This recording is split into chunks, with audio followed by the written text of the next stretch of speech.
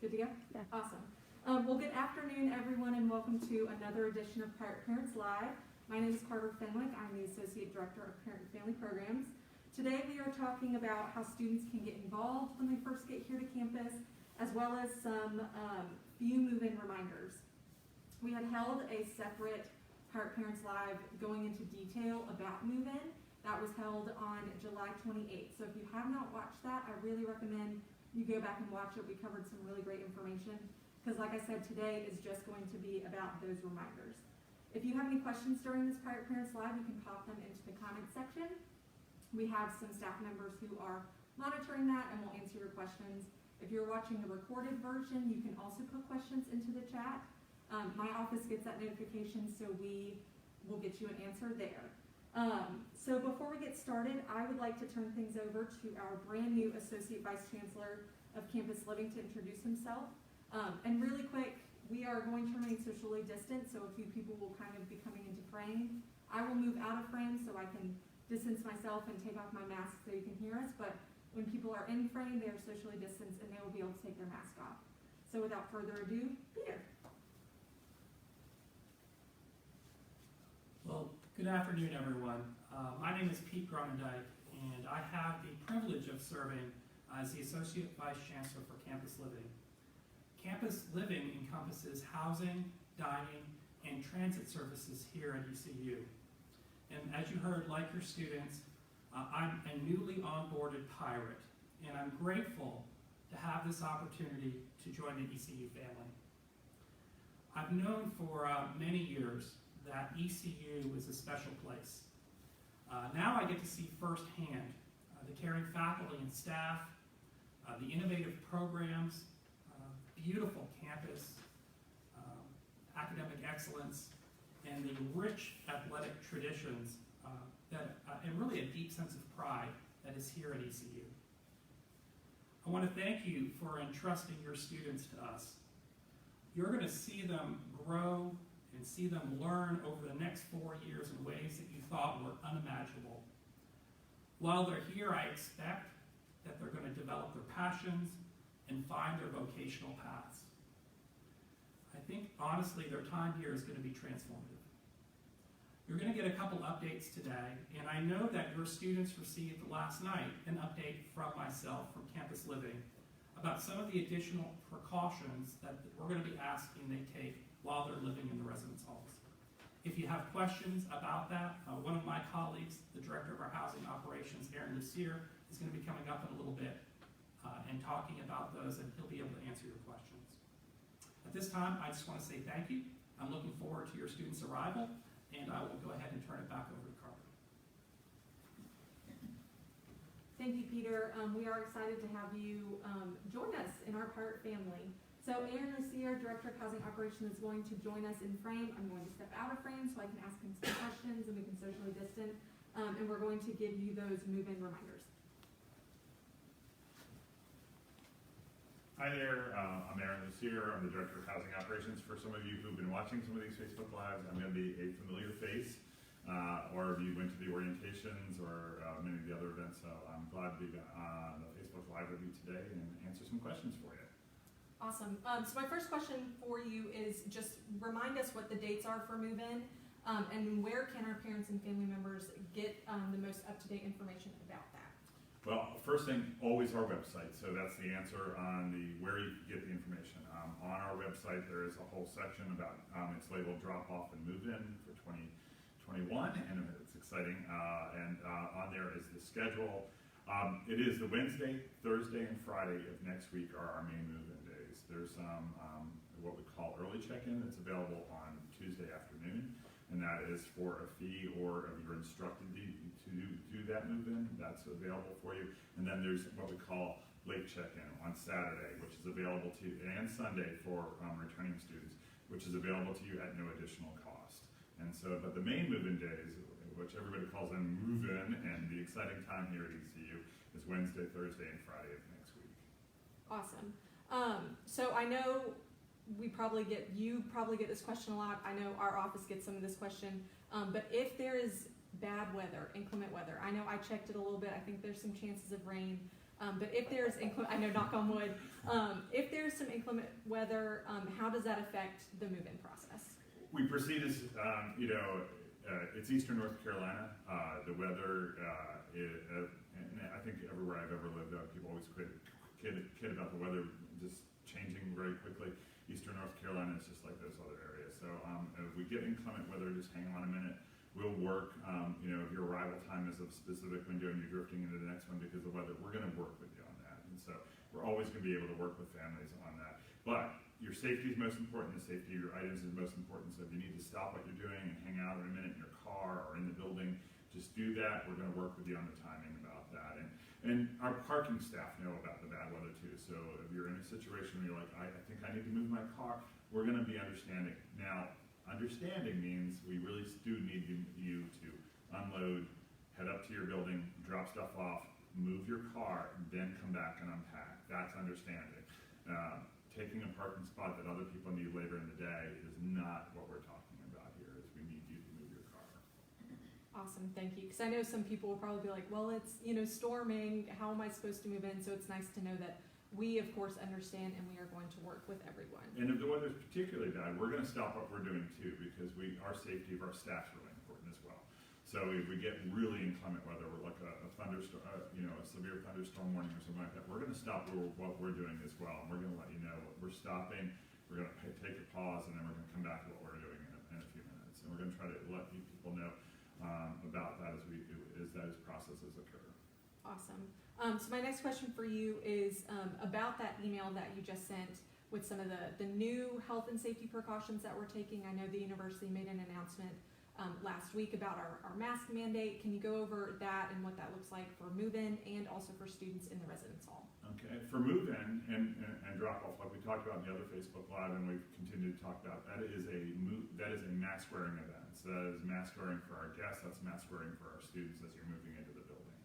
As as students are starting to live in the building, as you enter the building, as you walk down the hallways, as you go to programs, as you go to the neighborhood service office, as you go to the computer labs, or those spaces, those are going to be mask required events, moments that you're going to be required for the mask. At times we're going to be recommending masks for folks, and then those recommended times are your trip down to the bathroom, if you've got guests in your room, in situations where you might say, I'm not sure if I need a mask, wear a mask, and we're going to ask that you do that. But those are going to be situations where masks are not required, they're just going to be recommended. So there's a difference between the two. But really, during move-in and drop-off all your guests, and one of the other reminders, it's a big one. If you're not feeling well and you're moving your students in, that's the day to stay home and send other people to help your student move in. We really need folks to really do that self-check before they come to campus. And if you're a student when you arrive in this, once again, if you're not feeling well, don't go to class. Call student health, get in touch with student health, and follow what they tell you to do. But we need everybody to be involved in keeping each other safe. So another question that I have for you, kind of talking about health and safety, can you quickly just remind us of the reentry testing requirement and process? That is not my strength area, but I will let you know that they, first thing, you check your emails. So students are already received some emails about this, but students that are going to be arriving on campus during move-in and even the early arrival and the late arrival, there will be a testing opportunity either before, if you have not turned in your records that indicate that you're in compliance with, you're going to need to be in compliance with testing, with the community standards, and that is going to occur via testing. And that is going to be available to you when you arrive, if you arrive at one of those primary times, and might even be available to you before you go to the check-in line. So if it's available to you, you'll be able to take advantage of that and be in compliance when you check in. If you are coming at an off time, like you're coming during the evening check-in, or you're doing an early arrival that is maybe with a club or organization, you might be required to get in compliance by the next day, and that namely would be to do that test the next day. So be aware that you are either going to test before you get your keys or very soon after if you're not submitting vaccination results to be in compliance. So So it's either going to be the vaccination route to be in compliance or the testing route to be in compliance. Awesome, thank you. And so my last question is, what are your biggest reminders that you have for students and parents and families coming to move in? Well, after just going through drop-off, we also always tell, and we maybe sound a little bit like a parrot about this, parrots and pirates are new, but we are always talking about pack your patience. Be ready to be flexible. I just mentioned one of the other things we need you to do is follow the instructions of the parking staff, arrive, so you're going to, on the main move-in days in particular, you're going to arrive at Minji's. Your student is going to enter the building. We're going to ask the family to remain outside. They're going to check that they're in compliance. Then they're going to go get their keys. They're going to get a move-in permit to go to their building. They're going to get in a queue line up at Minji's, and they're going to be released to go down to the parking areas. That parking area is going to be really important. We really need you to grab a cart or get your stuff out of your car and then remove it to a remote parking. The information for that remote parking will be on the back side of that move-in permit or pass as well. And that will tell you where you can get your car a little farther away from the building, not terribly far, but a little bit farther away, so we can save that parking spot for use for move-in. And then head up to your room, and then you have the time to let's unpack, let's walk around, let's get to know the building a little bit, and that's not going to be that time. But arrive, get your stuff out of your car, get your stuff in your room, get your car moved, and then that allows that flow to keep happening for the next group of students that are coming on later day. So pack your patience, be ready to move your car, cooperate with staff and instruction where we're letting you go. And check out the website, please. I often get parents calling us on the way to Greenville saying, my son or daughter has shared nothing about drop-off or move-in. And I'm like, well, here's your opportunity to check out the website. Thank God we all have web browsers on our phones these days. And so check that out, read it, and if you have any questions, certainly let us know. Awesome, thank you so much, Aaron. So Aaron's going to move out of frame, and like he said, if you have questions, check on the website, campusliving.ecu.edu. And then if you have questions via email, what's the best email? Housing@ecu.edu. Housing@ecu.edu. So easy. Thank you so much, Aaron. No problem. So now that we've covered the move-in reminder, I'm going to ask John Mounts, our Director of Student Engagement, and Ashley Walker, our Associate Director of Student Programming, to come into the frame so we can talk about how your student can get engaged as soon as they arrive in the fall. Thank you guys for joining. Thank you for having us. Of course. So we know that when students come to ECU, obviously their education and getting a degree is their top priority. But there are also a lot of really great opportunities to get engaged and connected. So why is it important for students to get engaged and connected with other students, and then also for offices like yours? So John, would you like to answer that first? Sure. So I think all of us that work in higher ed are excited that your students are coming back. That's the first thing we're excited about that. We also know that when a student gets connected to another group of students or a student organization or an opportunity on campus, that truly enhances their educational experience. It complements the classroom learning. It also dramatically increases the potential for them to be happy and to stay in school. And so for us, it's a retention issue. We've spent a lot of time to get your student here. You've spent a lot of time to get them here. We'd all like them to stay and be successful. So that building of connections is just, we know it's very important, especially in the first 6 to 8 weeks of their first semester. Ashley, do you have anything to add? Yes, and as your student continues with their, experience in college and getting involved and getting connected, they begin to learn more about themselves. They begin to learn about, okay, is this the right major that I want to go into? Okay, well, let me explore this. Maybe I want to go into this career. They may start, interacting with diverse individuals that they may not have, interacted with when they were in high school. So they get to learn more about different cultures and different identities here at ECU. So it's very, very important for students to understand that, yes, the in-classroom experience is great, but that out-of-classroom experience, getting involved, getting connected, connecting with professionals like us, can, enhance their network and push them further in their future. Awesome. Thank you, guys.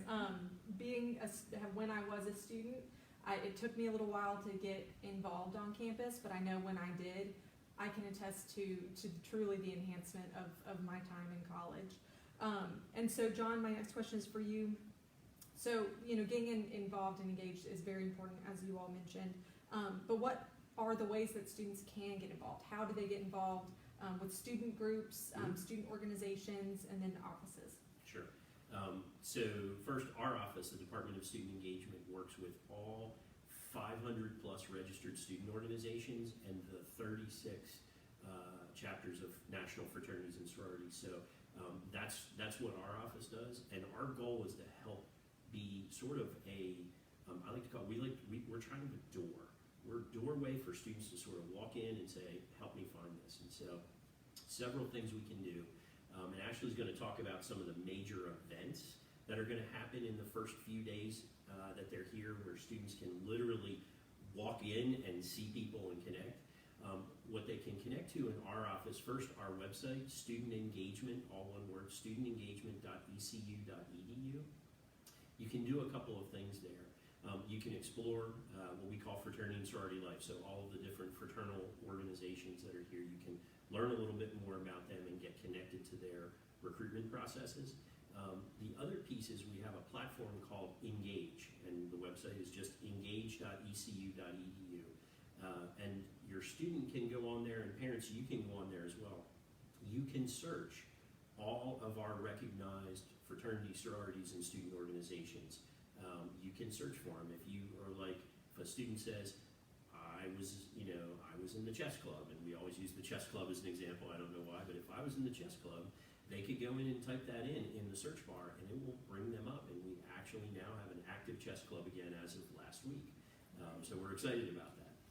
So those are some opportunities that students can get connected.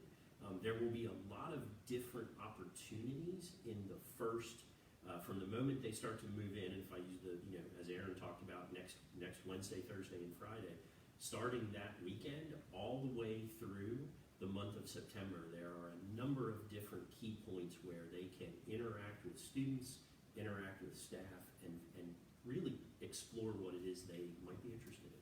Mm-hmm. I would just like to reiterate again, because I think that number 500, over 500 student organizations is incredible on campus. So truly anything that a student is interested in, I'm sure we have. I know a student over the summer told me that there is a chicken nugget club. I did not know that existed, but so, I just truly reiterating that there is something for every student. There is, and I think the other key piece, because sometimes first semester students new to college are coming in and they might be a little hesitant. They might be like, I don't know how to connect. I can assure you that the students who are in these organizations desperately want to meet you, they want to connect with you, and if you're interested in what they're interested in, they will be incredibly welcoming, they will welcome you on board, they will invite you to things. You just have to take that first step. So grab your roommate, grab a few friends from your floor, go to the events that Ashley's are going to talk about. If you're interested in fraternities and sororities, go online, register for recruitment or meet the Greeks, any of those things that we have, take a shot. It's going to be a great opportunity. And if you don't like it, there's always something else you can do. Yeah.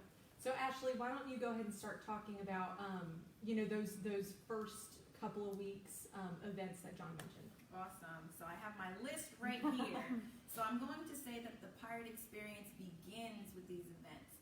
And I use the word begins because this is the starting point, and it's open to all students, especially our freshmen and our sophomores, right? But it begins with this and it continues throughout your years here. So starting on Thursday, August 19th at 7 p.m. on the lawn right outside of our main campus student center will be the outdoor movie, and we will be showing The Greatest Showman, so please come on out, 7 p.m. Raid the Rec is on Friday, August 20th at 7 p.m. in the Aiken Student Recreation Center. Pirate Palooza is Saturday, August 21st at 5 p.m. And the cool thing about it is it's inside the main campus center as well as outside in the parking lots of the campus center. So it's going to be awesome. We have convocation on Sunday, August 22nd at 4 p.m. at Minges Coliseum. And then, like John was mentioning about the 500 plus student organizations, we have Get a Clue on Wednesday, September 1st at 11 a.m. at the mall, which is located in the center of the campus. I love Get a Clue because it, like you said, it is in the center of campus. So students are going to class, you know, they get out of class and they walk outside and they're like, oh my gosh, there is almost a fair, like, you know, there are tables lining the sidewalk and they're like, oh my gosh, I can meet other students in between classes. So that is a really wonderful event, as well as all of the events that you mentioned. And so you did mention all of those events. How can students find out more information about those events? And not only the beginning of the semester events, but then events that will continue to happen throughout the fall semester. Where can students find all of that? Yeah, so when you walk around campus, there will be yard signs and pull-up banners, something like this backdrop right here, that says the Pirate Experience and has a QR code. All you have to do is take out your phone, scan that code, and it'll take you to the website, thepirateexperience.ecu.edu. It will show you, it will showcase the different major events that are happening at the beginning of the year, but then also just gives you ideas of what is going on. So like service, leadership, athletic events, things of that nature.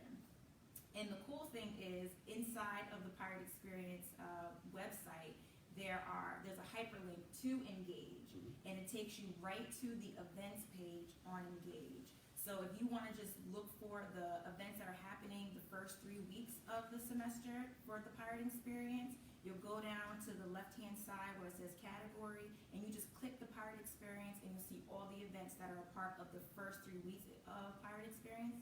But if you're just looking for something to do on campus on a Saturday night, a Friday night, a Thursday afternoon, all you have to do is go to engage.ecu.edu, or when you go to that Pirate Experience website, click on that hyperlink and it'll take you to the events page on Engage. Awesome. Thank you so much for this really great and useful information. I just have one more question for you guys. If you have any advice to give to parents and family members to maybe relay to their students as they're coming to campus, our incoming freshmen and our returning sophomores, with getting engaged and connected on campus, what advice would you give? I'm gonna let you go first. Oh, thanks. I always talk to parents because oftentimes I hear, particularly for first semester students, but if you're a transfer student, same kind of thing, I often hear parents say, wait and get your academics nailed down and then join something in your second semester. And I want to be real clear, I am not dismissing getting your academics down. You got to do that.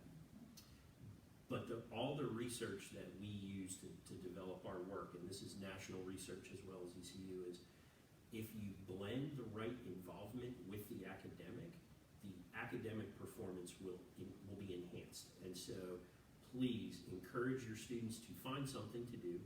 I often encourage them to, over the course of their first year, to look for 3 things.